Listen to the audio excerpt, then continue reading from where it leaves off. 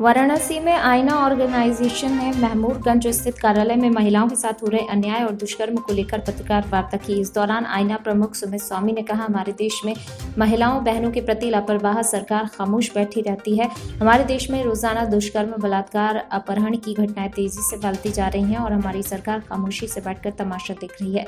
सरकार द्वारा हमेशा समाज का शोषण किया गया है। जिस तरह से सरकार ने नोटबंदी को महत्व दिया, सर्जिकल निर्णय लिया, सरकार को सबसे पहले बाल दुष्कर्म, अपहरण, बलात्कार के ऊपर सर्जिकल निर्णय लेना चाहिए, जिस पर सरकार सर्जिकल निर्णय नहीं ले रही और अपनी विवशता जाहिर करती है। जहां मुंबई पुलिस का बयान है कि साकिनाका में हुए दुष्कर्म के एक अपराधी को गिरफ्तार किया गया है। ये मुंबई पुलिस द्वारा सिर्फ लॉलीपॉप है, क्योंकि इससे पहले पालघर में हुए घटनाक्रम पर पूरे सबूत होने के बावजूद भी आज तक कोई निर्णय नहीं निकल सका। तो कैसे आप मान सकते हैं जिस वीडियो फुटेज में कुछ दिखाई ना दे रहा हो, ऐसे में किसी एक अपराधी को गिरफ्तार किया गया है।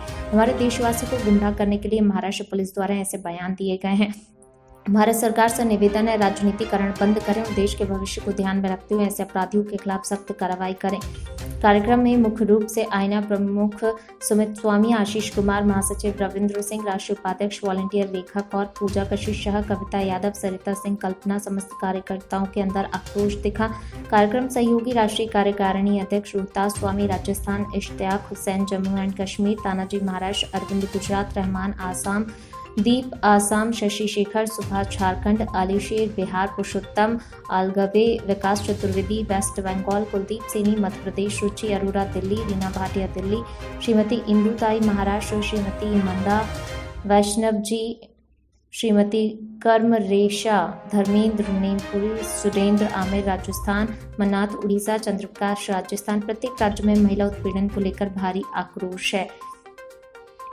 अंत में सुमित स्वामी ने कहा, अगर सरकार किसी प्रकार का निर्णय लेने में असमर्थ है तो मजबूरन जनता को खुद कानून हाथ में लेना पड़ेगा।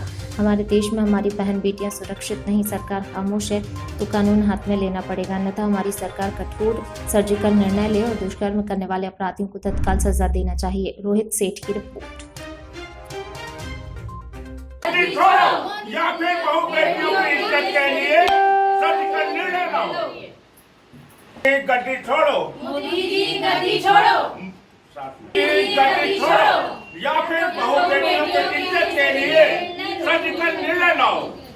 हमारे देश के प्रशासन व्यवस्था, हमारे देश की सरकार, आप समस्त लोगों से हमारा निवेदन है कि महिलाओं, बहु बेटियों की इज्जत के लिए आप सर्जिकल निर्णय लाओ। जिस तरीके से आप लोगों की लापरवाही हो रही है, यह हरगिज़ बर्दाश्त नहीं किया जाएगा। कहीं ऐसा ना हो कि हमारे देशवासी खुद कानून हाथ में ले ले।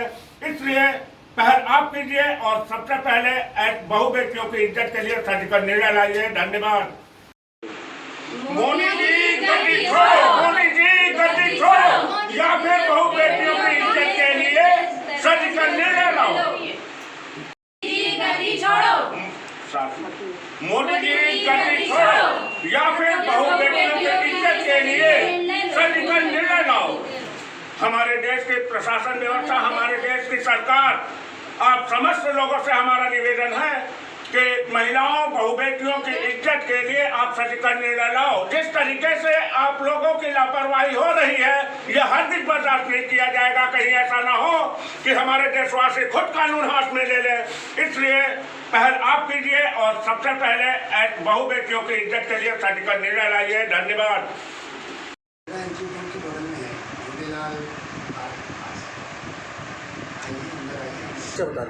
मैं सुमित स्वामी, आईना ऑर्गेनाइजेशन राष्ट्रीय अध्यक्ष।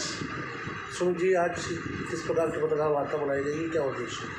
आज की पत्रकार वार्ता हमने इसलिए बुलाई है क्योंकि हमारे महाराष्ट्र के साकिनाका में एक जघन्य अपराध हुआ है। एक ऐसा अपराध हुआ है जिसके खौफ में हमारे देश की माताएं, बहनें, बहु बेटियां आज घर से निकलने में भी खौफ खा रही हैं। ऐसी घटनाओं के ऊपर आज मैंने ये प्रेस कॉन्फ्रेंस बुलाया हुआ है। क्या मांग करते हैं सरकार से आप? हम सरकार से ये मांग करते हैं कि जिस तरीके से सरकार 10 साल 15 साल केस चलाती है, जनता को लॉलीपॉप दिखाती है और 15 साल बाद किसी न किसी को फांसी की सजा सुना करके सेलिब्रेट करती है, ऐसे वाहियात काम ना हो। मैं फांसी की सजा के सख्त खिलाफ हूँ। हर ऐसे अपराधी के प्राइवेट पार्ट को काट देना चाहिए, उसके हाथ पांव काट करके उसे जिंदा छोड़ना चाहिए ताकि उसे दर्द का एहसास हो। जिस तरीके से उस महिला को दर्द का एहसास हुआ था, इसे भी जीवन भर दर्द का एहसास होना चाहिए। जब तक ऐसे कड़े नियम नहीं बनाए जाएंगे तब तक ऐसे अपराध तेजी से पनपते चले जाएंगे, किसी भी प्रकार का कोई सुधार नहीं होगा। जिस तरीके की लापरवाही गवर्नमेंट हमारी कर रही है, ऐसी लापरवाही हमारे देश की जनता हरगिज बर्दाश्त नहीं करेगी। कहीं ऐसा वो दिन ना आ जाए कि जनता को खुद कानून हाथ में लेना पड़े। इससे पहले हम प्रशासन से, अपनी सरकार से यह दरख्वास्त करना चाहेंगे कि ऐसी घटनाओं पर गंभीरता से विचार करें और सर्जिकल निर्णय लें। धन्यवाद।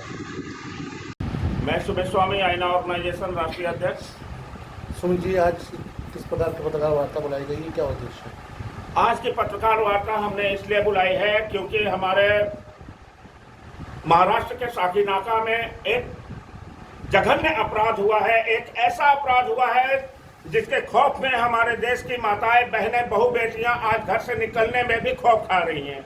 ऐसी घटनाओं के ऊपर आज मैंने ये प्रेस कॉन्फ्रेंस बुलाया हुआ है। क्या मांग करते हैं सरकार से? हम सरकार से ये मांग करते हैं कि जिस तरीके से सरकार 10 साल 15 साल केस चलाती है, जनता को लॉलीपॉप दिखाती है और 15 साल बाद किसी न किसी को फांसी की सजा सुना करके सेलिब्रेट करती है, ऐसे वाहियात काम ना हो। मैं फांसी की सजा के सख्त खिलाफ हूँ।